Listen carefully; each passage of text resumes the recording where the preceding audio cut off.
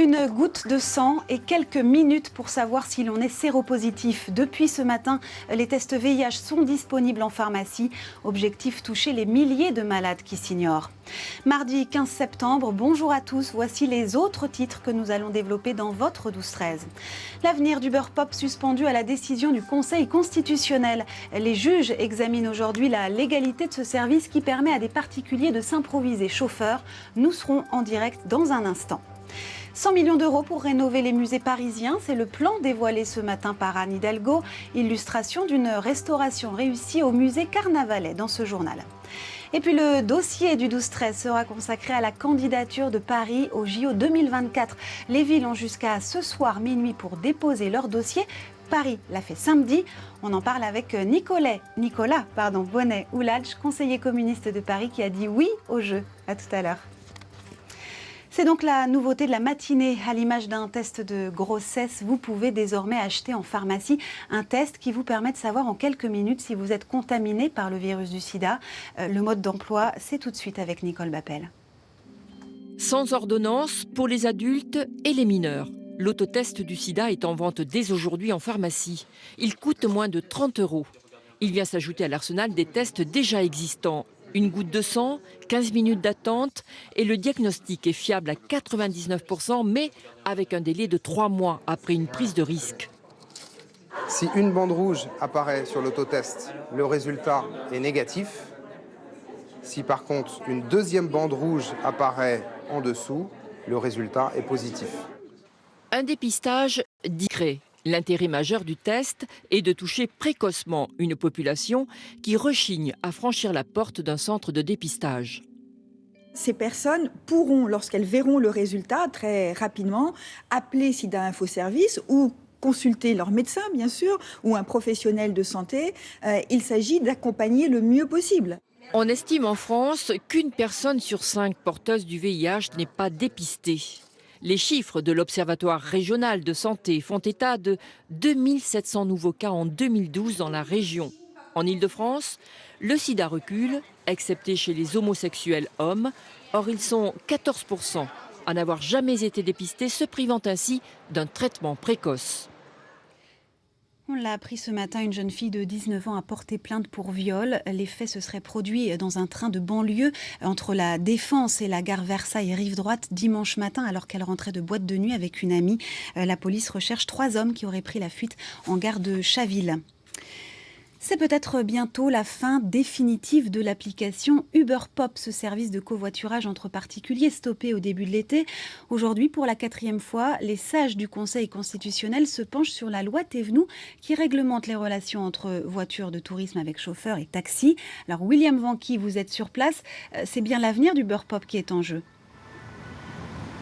Exactement, Marianne, souvenez-vous, début juillet, sous la pression après les violentes manifestations de chauffeurs de taxi, les dirigeants d'Uber décidaient de mettre en sommeil Uber Pop, cette application qui, vous le savez, permet à de simples particuliers de s'improviser chauffeurs et surtout de trouver des clients. Alors les dirigeants d'Uber ont voulu calmer le jeu, mais leur avocat n'a pas complètement renoncé à trouver une faille juridique dans la fameuse loi Thévenoud d'octobre 2014. En février, devant la Cour d'appel de Paris, il a soulevé plusieurs questions prioritaires de constitutionnalité et l'une de ces QPC avait à l'époque jugé recevable. Le Conseil constitutionnel examinait donc ce matin la sanction pénale, la validité de la sanction pénale prévue contre ceux qui organisent cette mise en relation de clients avec des chauffeurs sans aucun statut. Sanction pénale prévue, 2 ans de prison, 300 000 € d'amende. Pour Uber, il s'agit d'une sanction disproportionnée, contraire à la liberté d'entreprendre. Alors, 2 options, Marianne. Soit le Conseil constitutionnel valide cet article de loi et dans ce cas-là, plus rien ne s'opposerait à la condamnation d'Uber devant les juridictions pénales et commerciales. Plusieurs procédures, je vous le rappelle, sont actuellement en cours. Soit au contraire, le Conseil constitutionnel retoque ce texte de loi et dans ce cas-là, tout devient envisageable, y compris, pourquoi pas, une relance de l'application Uber Pop. Décision la semaine prochaine, le 23 septembre, Marianne. Merci William pour toutes ces précisions en direct du Conseil constitutionnel. Et si vous ne prenez ni taxi ni VTC, eh bien cette information va vous intéresser. Les tarifs des parkings souterrains à Paris vont être revus à la hausse. Une augmentation qui pourrait atteindre jusqu'à 4,40 € de l'heure. Un nouveau coup dur pour les automobilistes après la forte hausse des tarifs de stationnement dans la rue. Et puis toujours à propos de transport, sachez qu'un accord a été trouvé pour boucler le financement du prolongement de la ligne 11 du métro vers Rosny en Seine-Saint-Denis. Rosny qui sera l'une des gares du futur métro automatique Grand Paris Express. La démarche est surprenante, elle est bien sûr très politique. Ce matin, la ville de Paris a inauguré un logement social 5 étoiles. Il s'agit en fait de l'ancien appartement de Frigide Barjot, l'ex-leader des anti-mariage gay, a été expulsé en fin d'année dernière de son triplex à 2 pas de la Tour Eiffel. Aujourd'hui, des étudiants boursiers y sont logés. Frédéric Ovas et Audrey Natalizzi ont visité les lieux ce matin.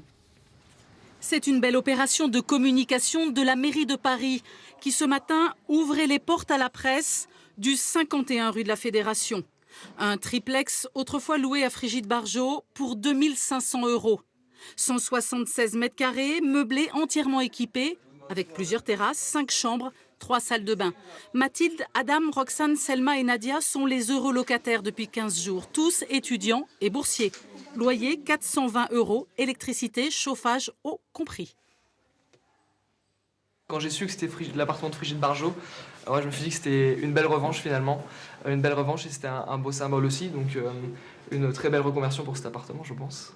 On le sait, mais on ne peut pas dire qu'on réalise vraiment. Ça va, c'est pas comme s'il y avait des mauvaises ondes dans l'appartement, du coup tout va bien. Chacun notre chambre. Et donc la cuisine, on partage des étagères, la salle de bain aussi. La colocation, une nouvelle tendance pour répondre aux difficultés des étudiants pour habiter dans la capitale.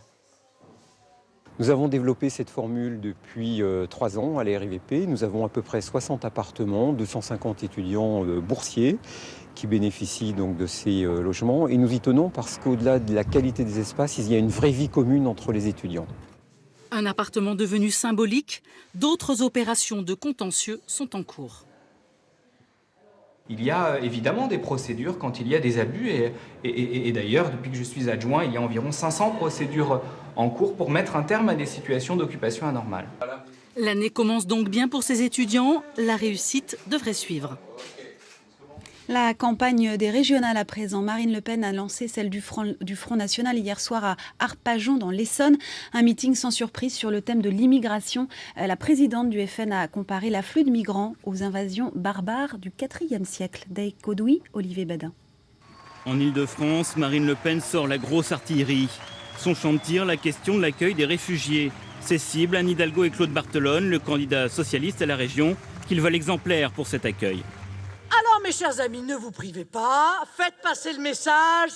Votez Barthelone, c'est voter pour l'accueil des clandestins chez vous. Votez socialiste, c'est voter pour la submersion migratoire. Et donc, les 6 et 13 décembre, faites perdre Barthelone pour que l'Île-de-France ne s'appelle pas l'île de Syrie ou l'île de Libye.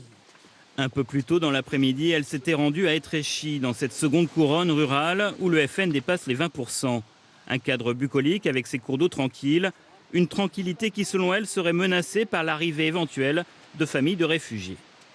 En réalité, nos politiques cherchent à cacher cette submersion migratoire en la planquant par petits groupes dans tous les villages, y compris les plus petits villages d'Île-de-France et même de France.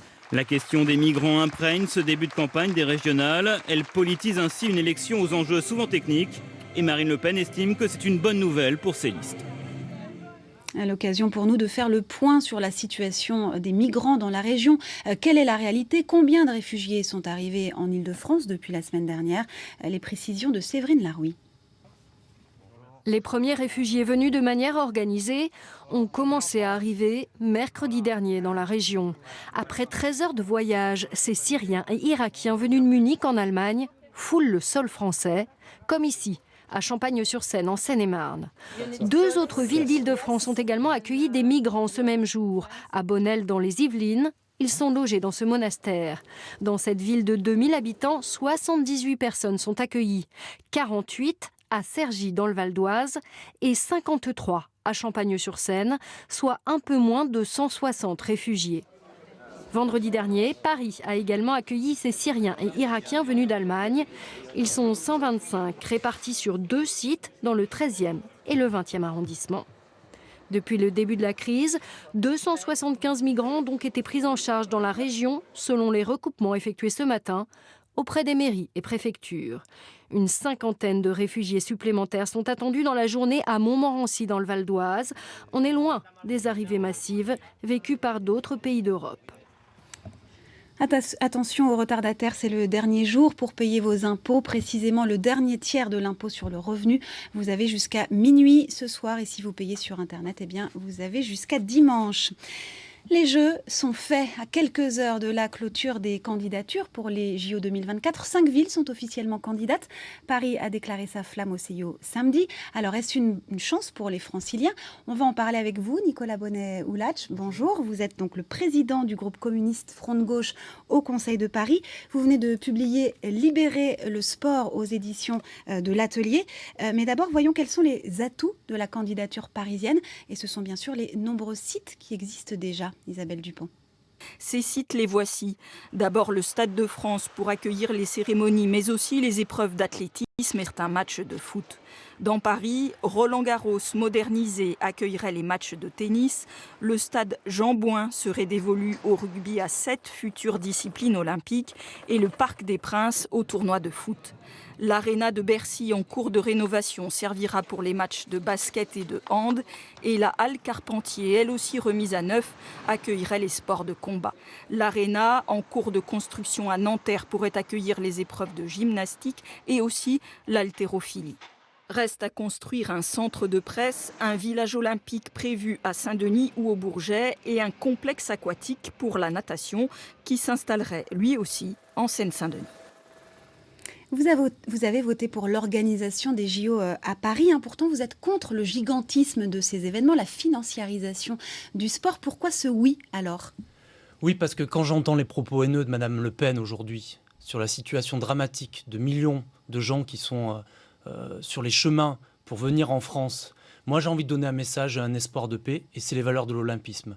Et les valeurs de l'olympisme, c'est d'abord accueillir le monde entier, c'est les valeurs de la paix, les valeurs de solidarité et de partage. Donc on est face à une situation, soit on renonce à l'idéal olympique, soit on laisse l'idéal olympique dans les mains des marchands, soit on en fait une affaire citoyenne. Et c'est d'ailleurs pour ça que j'ai appelé ce week-end à la Fête de l'Humanité, avec Anne Hidalgo, un appel pour que l'olympisme soit l'affaire de tous, et pour que tout le monde s'en mêle. Oui, enfin l'affaire de tous, on va tous aussi payer parce que les Jeux coûteraient 5 milliards d'euros. Rien que la candidature, c'est 60 millions d'euros. Oui, vous l'avez vu dans le reportage avant, il y a déjà beaucoup d'équipements qui sont construits. Et la question que se posent les Français, et c'est des préoccupations tout à fait légitimes, c'est à quoi vont servir ces investissements. La question pour moi, c'est comment les Jeux Olympiques pourront être utiles à la fois pour les sportifs, pour les bénévoles qui ont besoin notamment d'équipements sportifs, mais aussi pour répondre aux préoccupations des Français. Les préoccupations, c'est quoi aujourd'hui? C'est bien sûr le logement. On l'a vu avec les jeunes étudiants qui occupent le logement de Brigitte Bardot. On le voit avec la question de pollution et la question des transports. On le voit aussi à la question de l'emploi, le besoin. On a beaucoup de personnes qui sont au chômage. Donc les JO, ça va être un accélérateur économique et social? Je l'espère, tout à fait. Mais pour que ça soit un accélérateur, il faut vraiment qu'on entende les préoccupations des Français. Et pour que ces préoccupations soient entendues, eh bien nous, on appelle à la création de comités locaux. Déjà, un comité s'est créé ce week-end dans le 19e arrondissement avec le maire du 19e et Sergio Tinti. Et moi, je pense que toutes les propositions, toutes les préoccupations doivent remonter au comité de candidature. Alors, selon vous, en tout cas, la ville de Paris est en train d'envoyer un mauvais signal au CIO en voulant rebaptiser le Palais Omnisport de Bercy du nom d'un sponsor, en l'occurrence une grande chaîne d'hôtels. Ça reste un moyen de financer qui est non négligeable. Pourquoi être contre ce naming, comme on dit? Vous avez abordé dans vos titres la rénovation des musées, notamment le musée Carnavalet. Est-ce qu'on se pose la question demain que le musée Carnavalet prenne le nom d'une marque ou d'un sponsor parce qu'on manque d'argent? Non, on ne se pose pas cette question. Moi, je voudrais dire d'abord que ça va être un site olympique si on a la candidature qui se concrétise. Si ce site olympique doit laisser un héritage, une marque, est-ce qu'on veut que la marque soit hôtel Accor ou est-ce qu'on veut que cette marque porte des valeurs de sport? Nous, on a pensé par exemple à Ala Mimoun, mais je pense aussi à Micheline Ostermeyer, qui était une championne olympique et aussi une artiste. Je pense aussi à Alfred Nakache, qui était un nageur. Enfin, on a énormément de choses. Donc la question derrière ça, c'est quel héritage on laisse. Et sur le coût, permettez-moi de revenir, mais... très rapidement. Très rapidement. Le coût du POPB, c'est 135 millions d'euros. Quand j'entends que sur ce coût-là, qui est porté par le public, on met que seulement 15 millions et qu'on achète le nom avec 15 millions, mais je trouve que c'est anormal puisque la plus grande partie, c'est d'abord du public. Donc l'équipement doit rester public. En tout cas, ce sera discuté au prochain Conseil de Paris à la fin du mois. Merci fait. Nicolas Bonnet-Houlatch d'avoir répondu à nos questions. Et si vous voulez en savoir plus sur les prochaines étapes de la candidature de Paris, eh bien rendez-vous sur notre site internet France 3 Paris. Et demain, le dossier du 12-13 sera consacré à ce qui se cache derrière les étiquettes des produits qu'on achète au supermarché. Vous pouvez poser vos questions sur les réseaux sociaux à notre invité Christophe Brusset. Il a longtemps travaillé dans l'agroalimentaire et il vient de publier « Vous êtes fous d'avaler ça ». 100 millions d'euros pour rénover les musées parisiens. C'est le plan dévoilé ce matin par Anne Hidalgo au musée Carnavalet. Vous en parliez dans le 3e arrondissement. Elle n'a pas choisi l'endroit au hasard puisque la cour d'honneur du musée vient d'être tout juste restaurée. Olivier Chaplet avec Pierre-Julien Kers. C'est assurément la perle du quartier du Marais. Édifié au XVIe siècle, l'hôtel de Carnavalet abrite l'un des musées parisiens les plus visités. Y est consacrée l'histoire de la ville, de ses origines à nos jours, mais doit encore s'adapter à l'ère du temps. On va essayer de mettre peut-être plus en valeur les chefs-d'œuvre, de mieux les présenter, d'être plus pédagogique, d'avoir des films introductifs, etc.